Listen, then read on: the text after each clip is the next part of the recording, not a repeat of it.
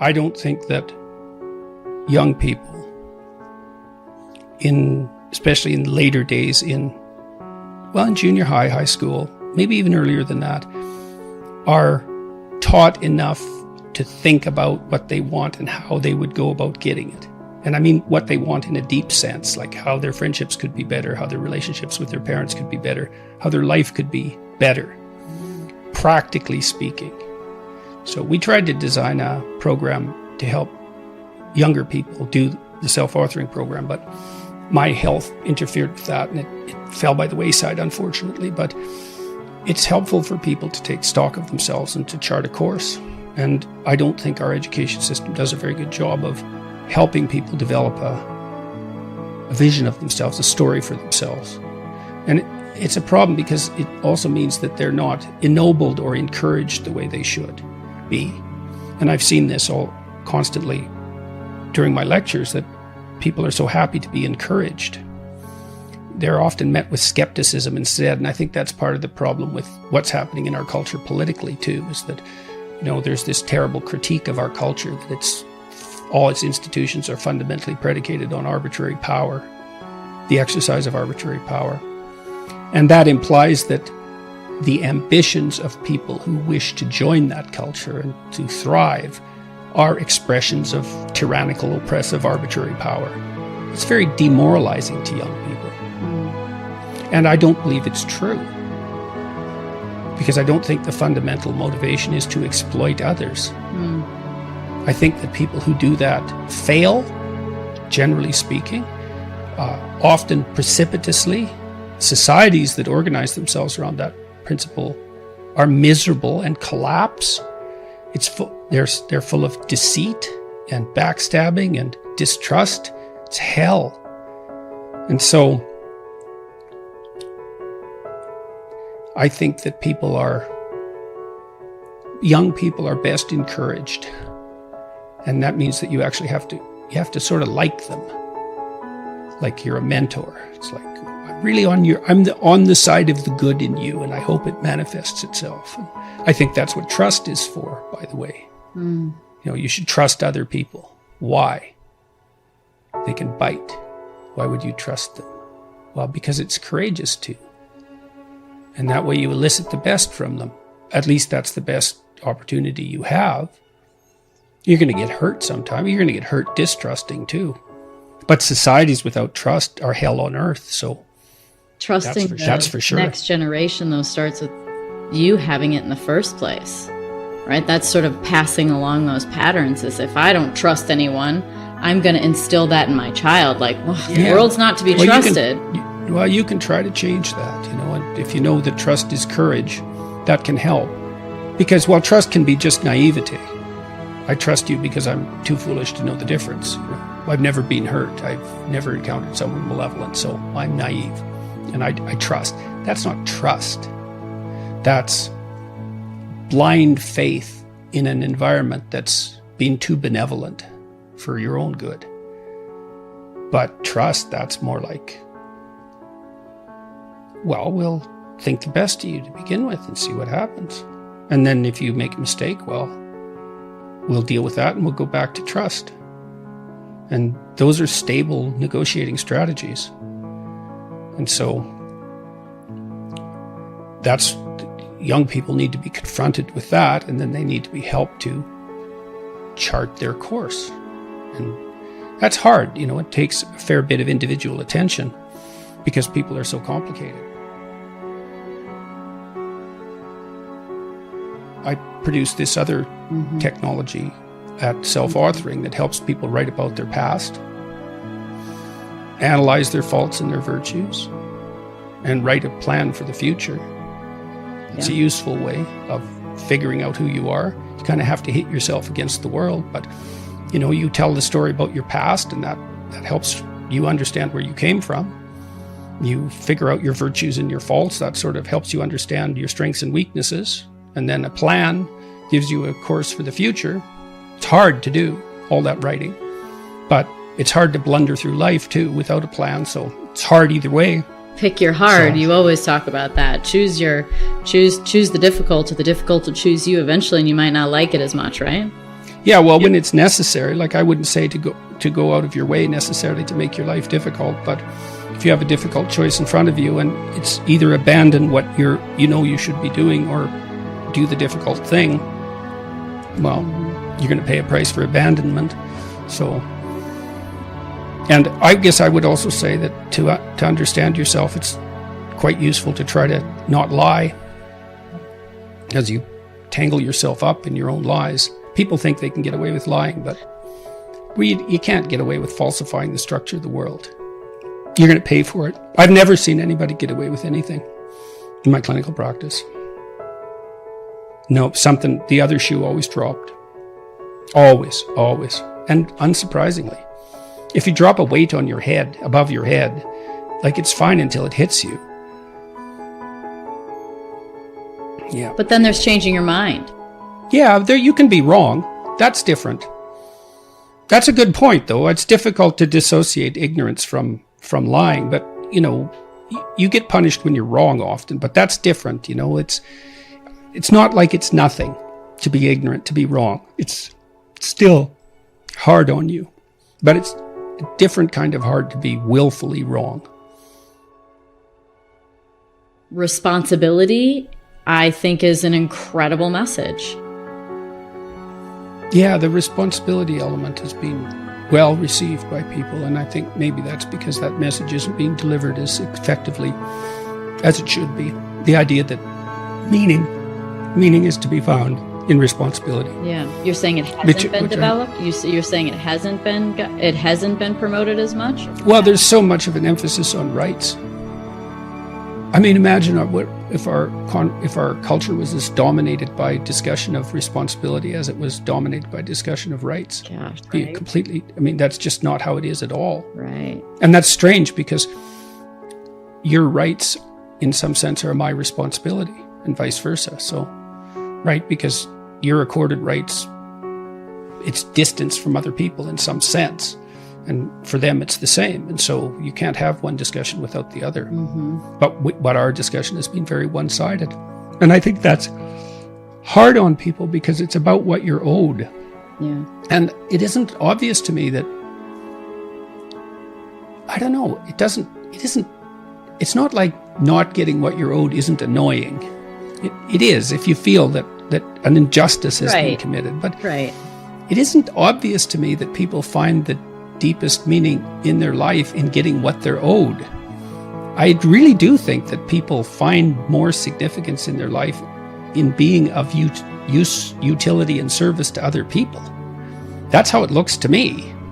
So, and often that's discussed in a sort of should way, you should be good to other people. It's like, well, your life is better if you do that. That's a different way of putting it.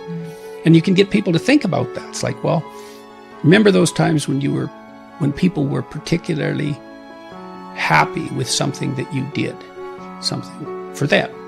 How did you feel about that? Well, you can figure that out for yourself. Maybe it didn't matter, but probably it mattered. Probably you'd like to have that happen a lot more. But I think even more so, the feeling that you get when you have a responsibility and you deliver on it. Mm-hmm. I think that, for me, that feels even more meaningful. That you uphold your end of the bargain, that you make someone's life better. That feels even better than when someone says, thank you for that. Thank you for doing that. Mm-hmm. Right. No, absolutely. No, I wasn't thinking so much about the consequences of the thanks. Yeah. That's just an indication that you did something, that was productive and useful and caring, let's say. And And I think people know that too, that when they're operating properly, parents find tremendous meaning in the service they provide to their children, obviously. And I think you find that within a relationship, what you give. I mean, it's reciprocal, obviously. There has to be reciprocity, but it's better to concentrate at least half the time on what you're giving. Right. One of the real advantages, I think a lot of the current political movements are quasi-religions, essentially. And religious structures have collapsed very badly. And so these things arise to take their place. because we need a religious structure, because that's what provides us with our fundamental story. The fundamental story of life is a religious story, by definition. That's what I mean by that. Is the most fundamental story you have is the closest thing you have to a religion. So we started there. I mean, we started with the stories. Yes. Well, and metaphysics be damned, but I don't know what the fundamental significance of consciousness is, so, and neither does anybody else. So there's plenty of room for metaphysical speculation. It's hard to know what each person's destiny is, but in any case, the problem with so many ideological stories is that they give you an easy enemy. And that's extremely dangerous. And maybe the enemy, they always give you an enemy. Yeah, that's a real problem. So that seems like one of the biggest problems, is there's always an enemy. Well, the biggest problem is the enemy isn't you. You're your worst enemy. I agree. That's the right place to start. And so, one of the advantages, I think, of Christianity, although I don't think it's limited to Christianity, is that it insists that that's the battleground. You. Right? And so if you need an enemy, and maybe you do, look within.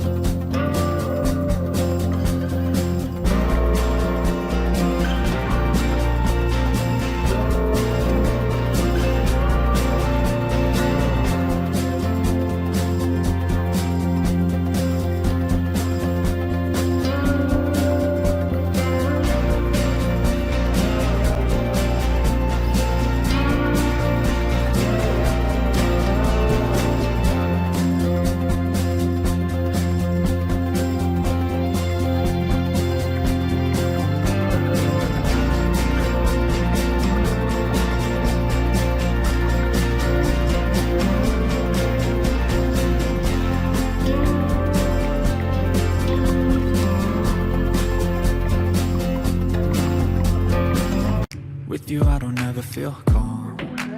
I can feel the sweat inside my palms. Play with me like cats and a string. You don't understand the pain it brings. You don't ever wanna give me wings. You don't ever wanna set me free. You know I'm addicted to you, and it's twisted you've been gifted with the evil voodoo. Got me coming back for more, even when I've been screwed. Dolls full of pins, pierce my heart straight through. I got issues in my head, I like you in my bed, but you keep me on red. Oh, everything is like a test. I better not text or I'll come off desperate. But if I lay down and I play dead and I stay dead, baby you'll get sick of being the monster out of my head, under my bed, thinking something out of my nightmares, standing right there. But if I lay down and I play dead and I stay dead, then will you get bored again? So if I play dead, will you regret everything that you did, that you said? I don't think you understand what you're doing, and my heart's black and blue from the bruising. I feel like when I'm with you I'm losing. I feel like you think that this amusing, sitting there gaslighting and confusing. Was it me? Is it me? Am I deluded? I'm the one who's always sorry, the conclusion. Even though I offer all of the solutions, I wish you